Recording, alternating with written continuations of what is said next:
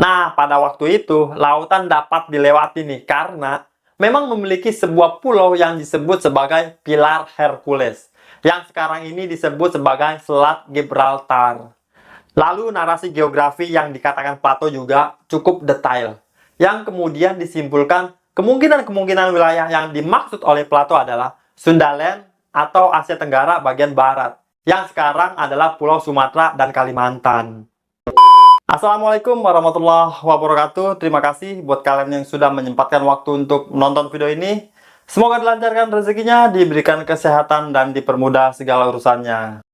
Malam ini gua akan ngebahas sebuah pulau atau kota atau bangsa dan atau juga bisa dibilang sebuah peradaban yang terkenal dengan kemisteriusannya. Bangsa ini konon katanya telah tenggelam beribu-ribu tahun yang lalu. Dan sampai sekarang pun kebenaran tentang adanya bangsa ini itu masih simpang siur. Ada ilmuwan yang percaya bahwa bangsa ini beneran ada. Dan ada juga ilmuwan yang percaya bahwa bangsa ini adalah hanya semata dongeng belaka itu. Dan bangsa yang gue maksud ini adalah bangsa Atlantis. Nggak usah berlama-lama, langsung aja. Mari kita bahas bersama. Di tahun 90-an ternyata harga diri dengan kuasanya dia memberikan tekstur wall yang bahkan dia ini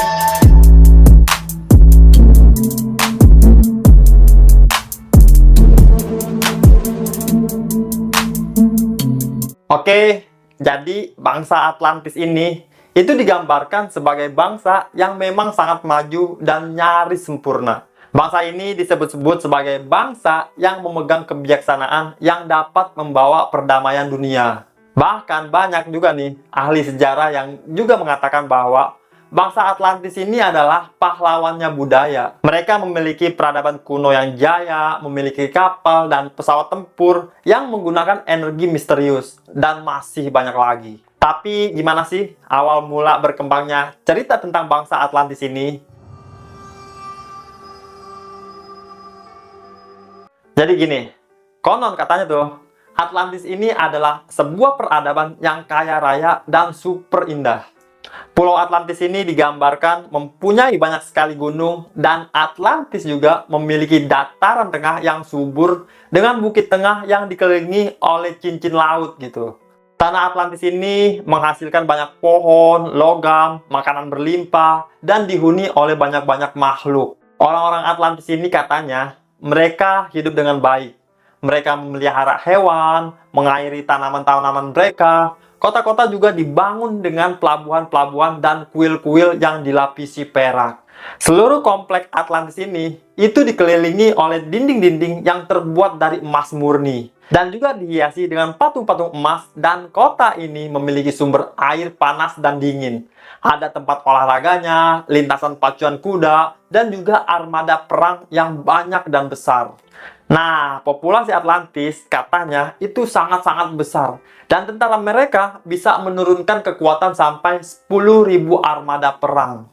Yang pasti, ras di Atlantis ini adalah yang terpadat, yang berteknologi maju, kuat, dan yang paling makmur. Sampai akhirnya di suatu waktu, tiba-tiba peradaban ini menghilang dari permukaan bumi ini.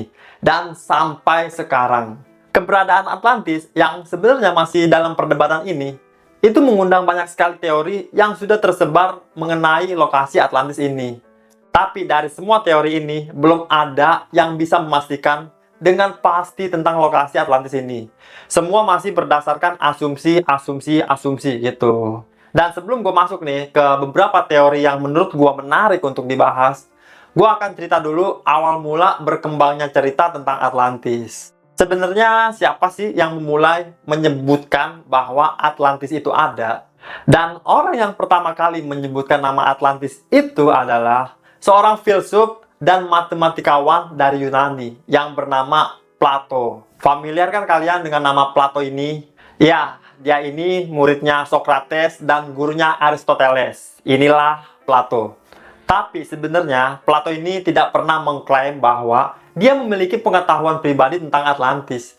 Dia hanya mendapatkan cerita dari seorang filsuf asal kota Athena yang bernama Critias. Nah, si Plato ini menulis pengetahuannya tentang Atlantis dalam dua catatannya, yang berjudul Timaeus dan Critias.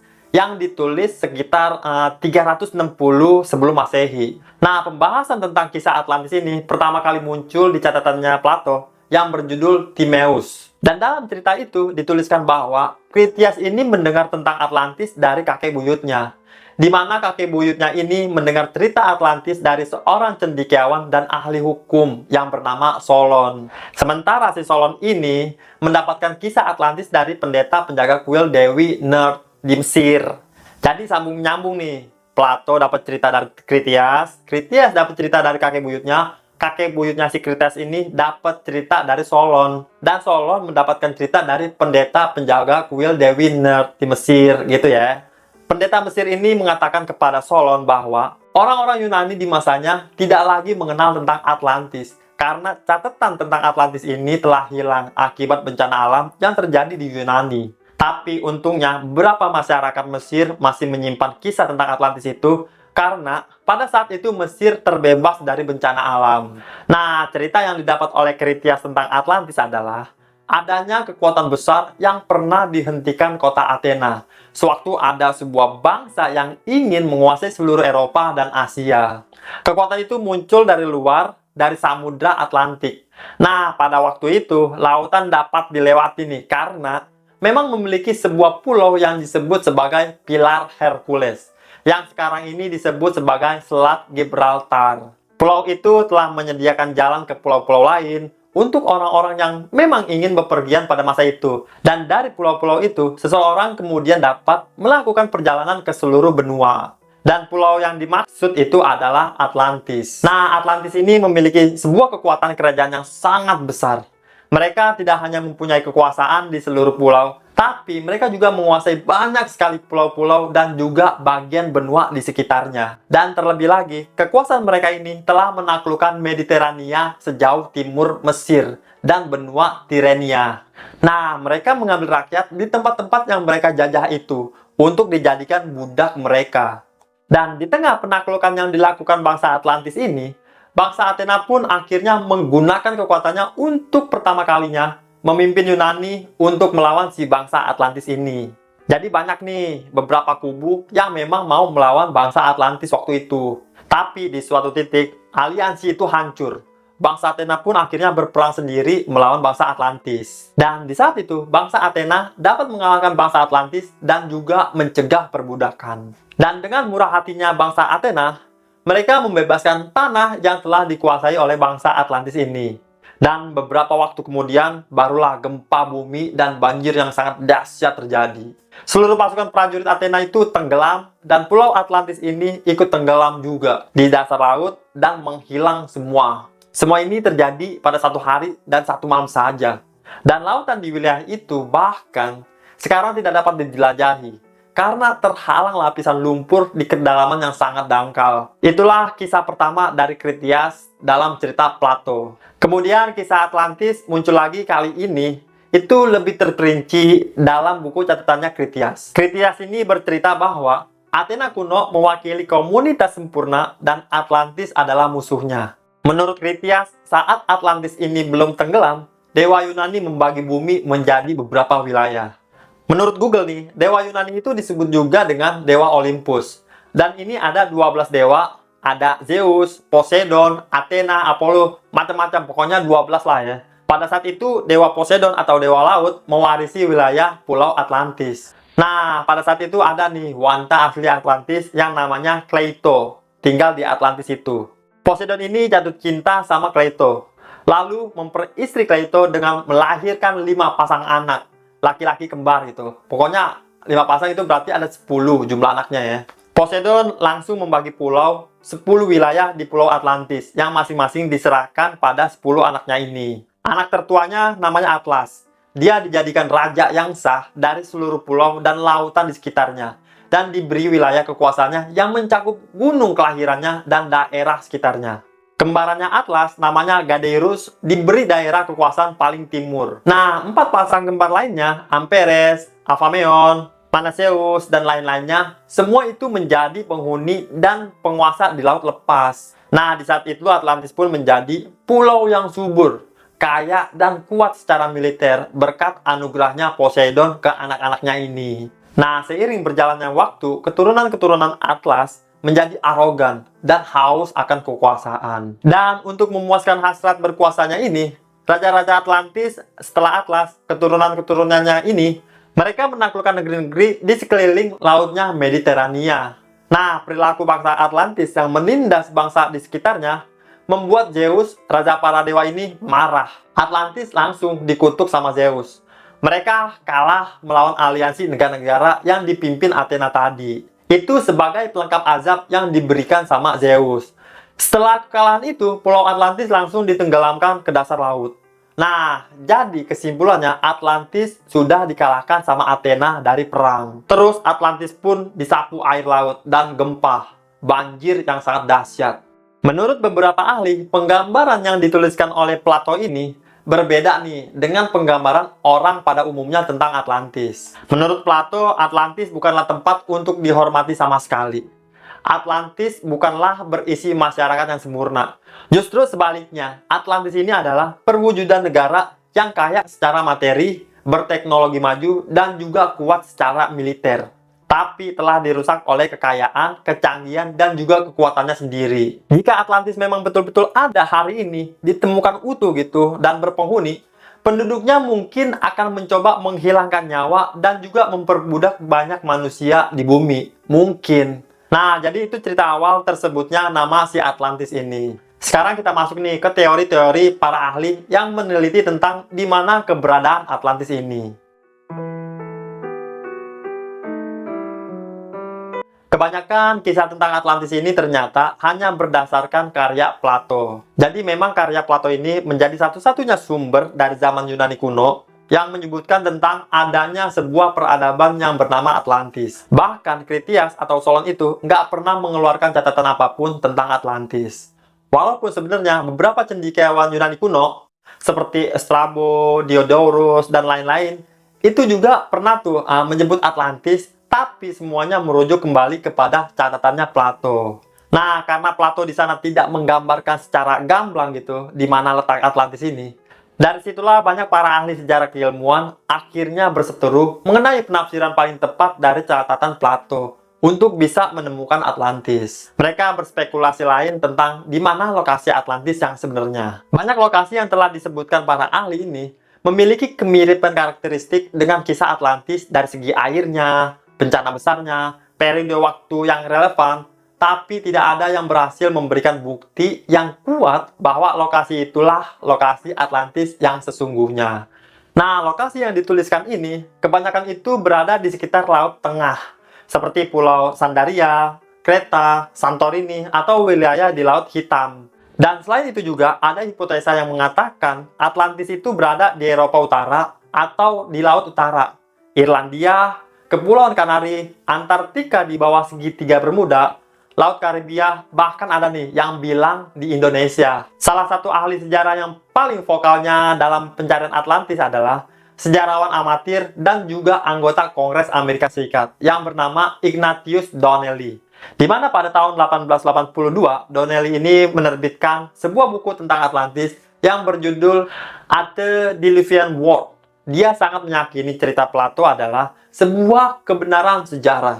Donnelly juga menambahkan bahwa semua peradaban besar di bumi ini berawal dari Atlantis. Donnelly ini lebih dari sekedar mempopulerkan cerita Plato aja nih. Dia juga bahkan menambahkan beberapa fakta dari gagasan dia sendiri. Donnelly mempromosikan gagasan yang sekarang disebut teori difusi. Gagasan bahwa semua peradaban besar dapat dilacak kembali ke satu sumber tunggal, gitu. Dari pernyataan Donnelly inilah, kemudian banyak itu teori-teori tentang lokasi Atlantis bermunculan. Sekarang kita bahas nih, apa aja sih teori-teori yang beredar di masyarakat, ya kan?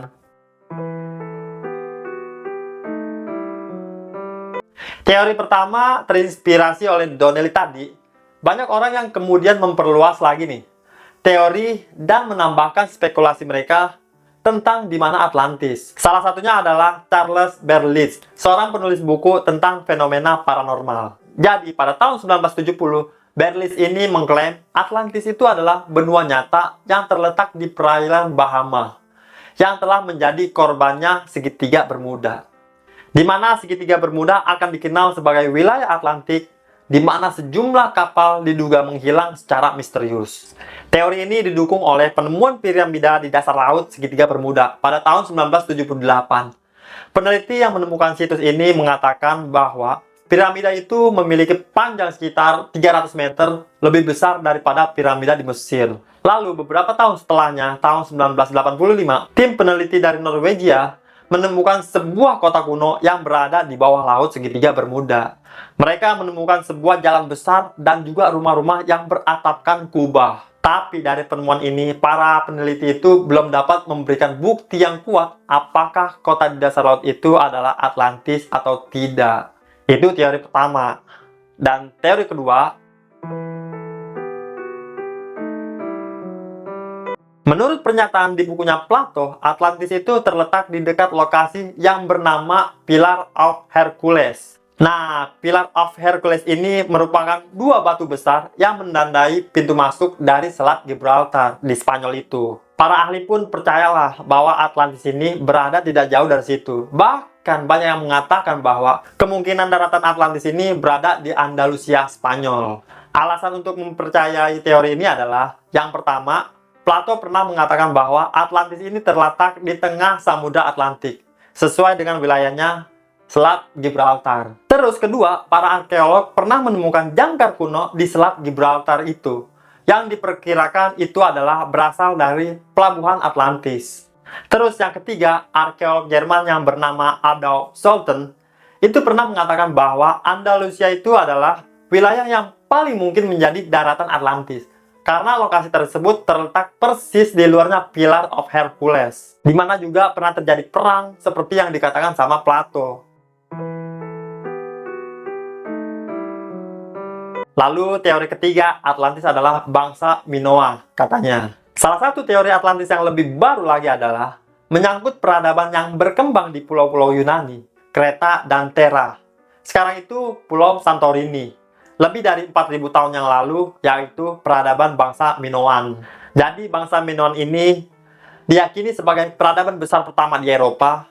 Mereka membangun istana yang indah, membangun jalan-jalan beraspal, dan merupakan orang Eropa pertama yang sudah menggunakan bahasa tertulis. Tapi pada puncak kekuasaannya, mereka katanya orang-orang Minoan ini itu tiba-tiba menghilang begitu aja dari sejarah. Dari situlah sejarawan percaya bahwa sekitar 1600 sebelum Masehi, gempa memang sempat mengguncang pulau vulkanik Terra, memicu letusan yang memuntahkan 10 juta ton batu, abu, dan gas ke atmosfer. Dan letusan gunung berapi Terra itu diperkirakan 10 kali lebih kuat dari letusan Krakatau 1883. Sebagian tubuh gunung api Terra pun lenyap. Erupsi pun akhirnya memicu tsunami yang menerjang Pulau Kreta, yang memang terletak 70 km di selatannya, dan memusnahkan peradaban bangsa Minoan. Nah, beberapa ahli pun percaya bahwa peradaban Atlantis ini cocok dengan peradaban Minoa ini. Yang keempat, nah, kalau teorinya ini agak sedikit berbeda nih dari yang tadi. Kan gue ngebahas nih teori para ahli yang percaya bahwa memang pernyataan Plato itu valid ya kan. Sekarang gue bakal ngebahas teori yang kontra nih sama pernyataannya Plato. Jadi ada juga nih sebagian sejarawan dan ilmuwan yang mengambil kesimpulan bahwa sepertinya catatan Plato tentang kerajaan Atlantis ini yang hilang itu adalah fiksi belaka.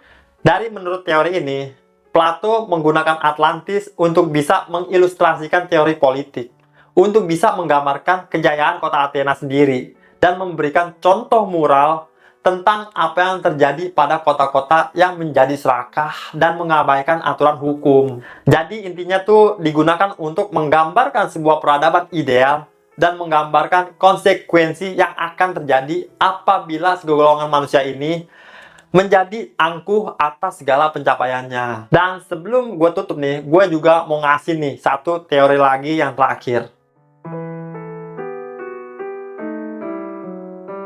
Atlantis berada di Indonesia. Pasti banyak dari kalian juga nih yang penasaran tentang teori yang bilang katanya Atlantis itu ada di Indonesia. Gue juga penasaran waktu lagi nyari-nyari informasi tentang Atlantis ini. Jadi, seorang ahli teknologi hidrologi yang bernama Bapak Dani Irwanto. Pak Dani ini sudah meneliti tentang Atlantis dari tahun 2010. Beliau sampai menggunakan pendekatan 20 disiplin ilmu. Di antaranya antropologi, biologi, linguistik, geologi, oceanografi, klimatologi, mitologi, dan arkeologi.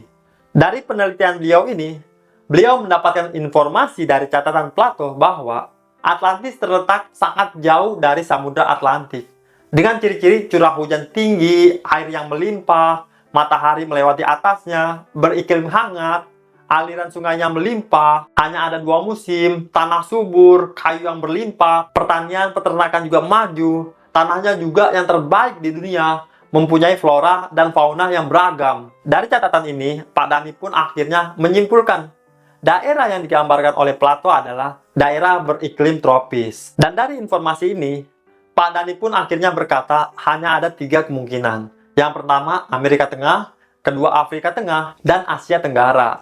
Selain itu juga di dalam catatannya Plato, Pak Dhani ini menelaah pernyataan Plato mengenai bangunan berlapis perunggu, emas, dan juga orichalcum.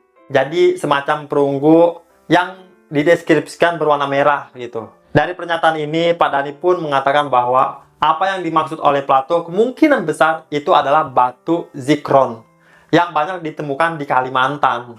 Terus ada lagi pernyataan Plato tentang pusat pemerintahan Atlantis dan juga suasana perairan Atlantis. Nah, Plato berkata bahwa pusat pemerintahan Atlantis itu berada di laut, mulut laut, dan untuk suasana perairannya, dermaga Atlantis ini ramai dan banyak dikunjungi oleh pengunjung dari berbagai penjuru dunia. Dan wilayah Atlantis juga memiliki sebuah laut dan mulut laut yang dikelilingi benua gitu. Dari sinilah Pak Dhani langsung menyimpulkan bahwa yang dimaksud oleh Plato adalah wilayah dengan tradisi maritim yang tinggi, dan itu hanya ada di Asia Tenggara. Lalu narasi geografi yang dikatakan Plato juga cukup detail, yang kemudian disimpulkan kemungkinan-kemungkinan wilayah yang dimaksud oleh Plato adalah Sundaland atau Asia Tenggara bagian barat, yang sekarang adalah Pulau Sumatera dan Kalimantan. Itulah sedikit teori-teori tentang keberadaan Atlantis. Sebenarnya masih banyak lagi nih teori-teori lainnya yang tapi gue ambil inti-intinya aja gitu. Jika dalam cerita di video ini masih banyak detail-detail yang kurang, teman-teman bisa tambahkan di kolom komentar. Dan juga jangan lupa di subscribe karena gue sudah gak sabar bertemu kalian di video-video selanjutnya. Gue Armando, Assalamualaikum warahmatullahi wabarakatuh.